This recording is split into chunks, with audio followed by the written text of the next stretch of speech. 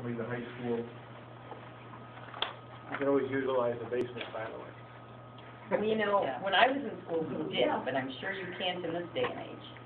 Can you? I mean, No windows. Not, yeah. I could say no windows. They had, the FFA. Custodial staff. Oh, my aunt, yes. Yes, they were down in You know, we currently have, I mean, there is a custodial room down there where we store materials. Okay. And Mr. Bosley, that's his location down there. And actually, the Vandex guys will go back down there now. Yes. They all used to be down there one time. Now that we got rid of the incinerator. We created a huge amount of space by taking out of the incinerator. So getting that space cleaned up, there's a lot of space down there. Mr. Markley. Sure.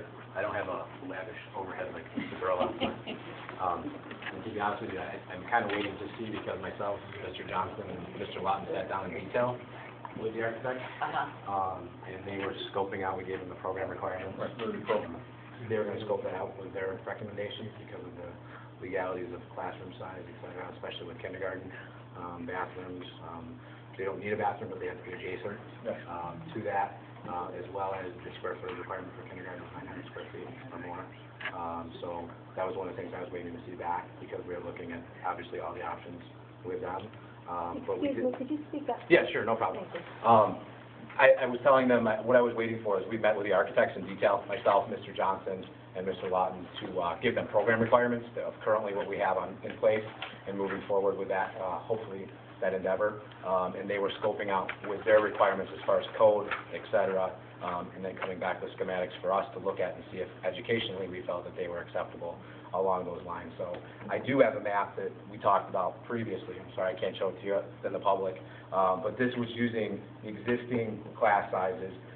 One of the things the architects wanted to do, and under Mr. Johnson's directive, was to have 4 sections.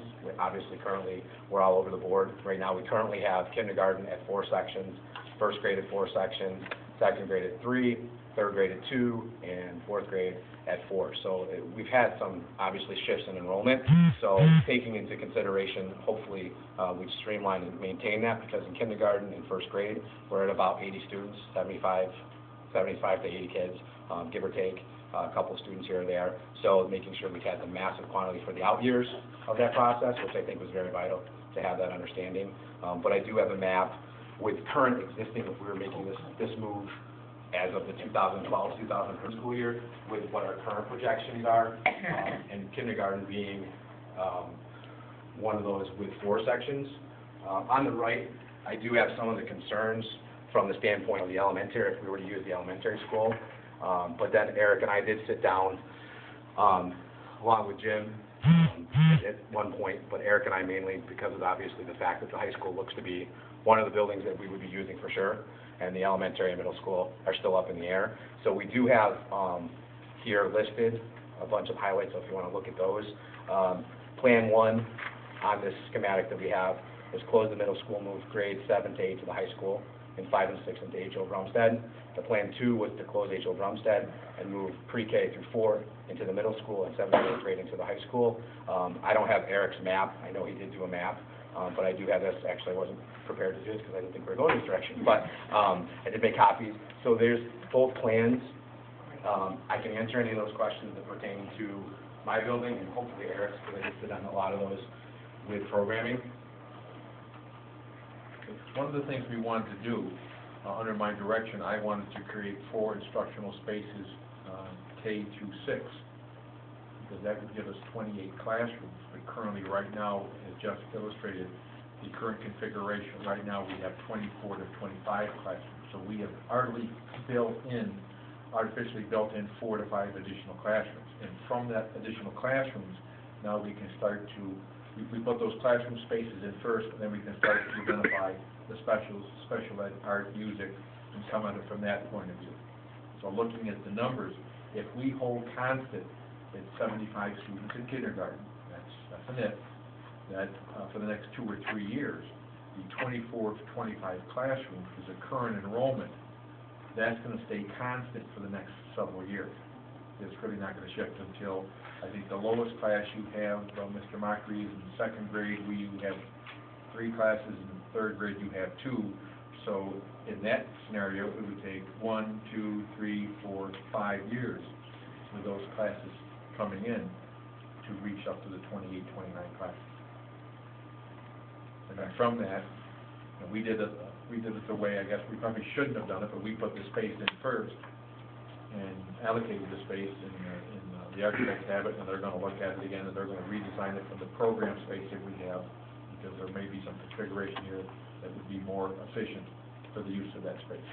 I'm very concerned with the potential of losing those 9 BOCES classrooms. I don't want to see that happen, because it isn't the $6,000 per classroom we get. It's, Can't hear you, Rhonda. I'm sorry. I don't want to see us lose those 9 BOCES classrooms. I mean, $6,000 that we get from BOCES for each of those rooms, $54,000 revenue, still revenue. But that's not where the money is. Where the money is if we have students in those rooms. Yes. It saves us an awful lot of money. Some of it's aidable, some of it's not. And it really, I mean, every district out there right now is going to be vying for anything they can get from BOCES. We have it. I'd really like to do our best to try to accommodate that. I don't know if you could ever successfully do that in one of the buildings that you're basically, I don't think you could, because of your nursing needs and your security needs, or can we move to, maybe that's for a little later discussion, but in this current plan, do we have any space for these BOCES rooms? No. None. Not between these 2 buildings. Right, we're all really booked up with current Holland programs. Yeah, we needed a model. Looking at the middle school or the elementary model, we did not include any BOCES classrooms. But because that's, again, the priority was the current programs that Holland has first. And after Gordon Jones does the design, if there's additional space after they meet our program needs, then they could be allocated to BOCES or other programs. But, and they're working the plans to see where that comes out like. That it doesn't look like there'll be very much space, if any, for BOCES classrooms. And then, if that's the case, I would have to speak with Mrs. Lips to see, all right, how many students do we currently have in those classrooms? What has been the past trend for the last 3, 4 years? And then you can come up with the projections on what the cost would be, and then you apply that against your special ed stack aid. And it could be a huge cost, but again, looking at the stack aid, if it's done through BOCES, it may be significant or may not be that significant. We haven't done that further study because we do not know what direction we're going to go with these buildings at this time. Oh, it's the thing that we do know is that it is a certain revenue stream. The We don't BOCES know classroom. how much of a revenue stream all of this is going to create. It could be not anywhere near what we're hoping to create. And I mean, when we have a certain revenue stream, I guess what I'd be interested in doing here, and I don't know if you've discussed this at all, but can we step outside of the box a little bit and look at, okay, at the middle school, you know, if we're going to utilize the elementary K to 6, which makes a lot of sense to me, that's what that building was designed for, can we effectively put some classrooms in the middle? You know, maybe the BOCES classrooms, could they be down there independently? Well, my knowledge base of that, Ron, and working with BOCES, is the fact that they don't want that. BOCES, I can't speak for 100%, Right, but they would not want that because they want to mainstream the kids They want to Okay, mainstream that makes sense. into the special areas, if not the core curriculum. Sure. Modular units in the parking lot? Can anybody else think, I mean, have you in your discussions, and I'm sure you have, but I mean, can you think of any, you know, a little bit of a creative twist we can put on this to create space in units Right. in other buildings to maintain that revenue source? Yes, there is. Okay. And one of them is, again, if the plan is too tight, where we can't put all the program in one building, because, you know, there are some issues with the middle school because of accessibility for young kids and